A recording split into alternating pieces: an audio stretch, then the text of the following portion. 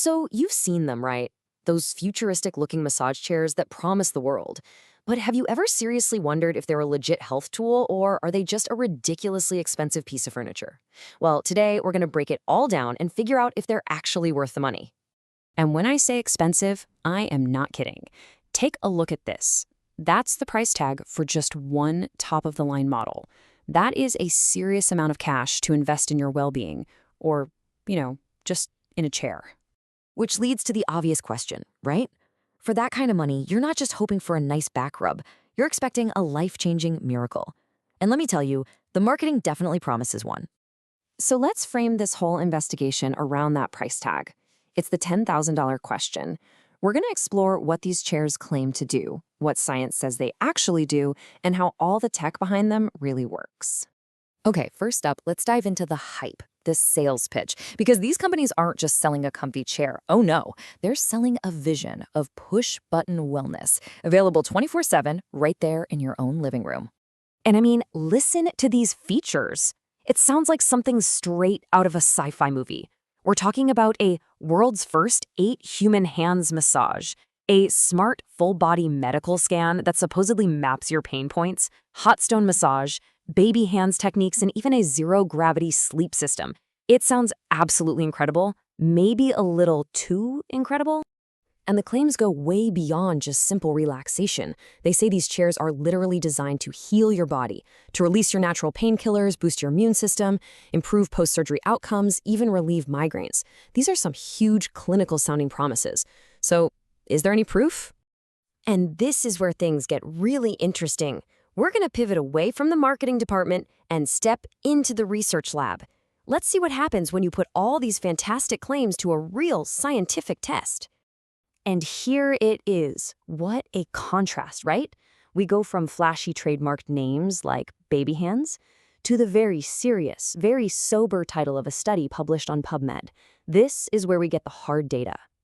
So the setup was basically a classic head-to-head battle. Researchers took 56 people with lower back pain and split them right down the middle.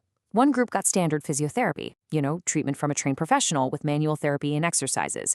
The other group, they just used a massage chair. Then the scientists measured, well, everything. So you're comparing two totally different approaches here. On one side, you've got the trained, adaptive skill of a human therapist. And on the other, you've got this automated, pre-programmed system you can use whenever you want. So which one came out on top? Well, the results for effectiveness were pretty clear. When it came to actually controlling pain and improving disability, physiotherapy was significantly better. And that kind of makes sense, right? A machine is just following a program. A therapist can actually diagnose a specific problem and adapt to the treatment. But here's the fascinating twist. When they measured patient satisfaction, there was no real difference. People were just as happy with the chair as they were with the human therapist. But the biggest surprise of all came when they looked at the cost. The study found that using the massage chair was way, way more cost-effective. It came in at just over 60% of the total cost of ongoing physiotherapy. And this really gets to the heart of the chair's biggest selling point, convenience and long-term affordability. And the study's authors really summed it up perfectly. They said the chair is a promising and cost-effective tool for managing pain, but it is not a replacement for professional medical care. Think of it as a supplement, not a substitute. So with that in mind, let's take a look at the tech that makes this high-tech supplement actually work. Okay, so now that we get its strengths and its limitations, let's get into the nitty-gritty. How does a $10,000 chair even begin to try and replicate what a human massage therapist can do?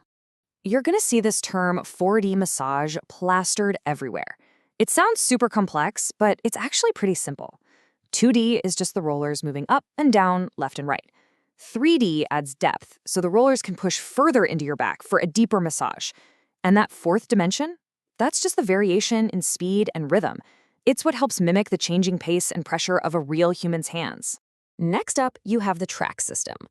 Just think of it like the highway that the rollers travel on.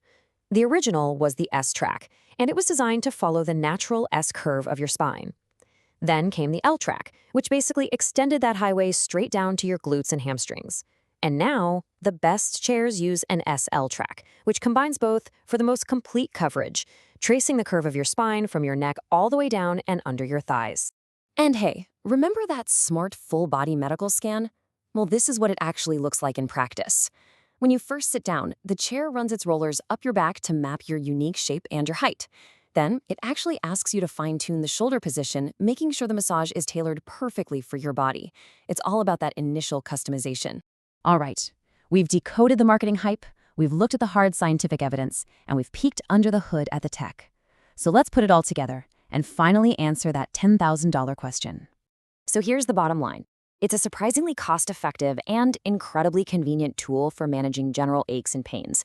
The big cons? It's a huge upfront investment, and it is simply not as effective as a trained human professional for treating specific injuries or conditions. The takeaway is crystal clear. A massage chair can be an amazing tool for wellness maintenance, but it's not a substitute for professional medical treatment. And that really just leaves us with one final question for you to think about. When it comes to your own health, what's the right balance between cost, convenience, and clinical care?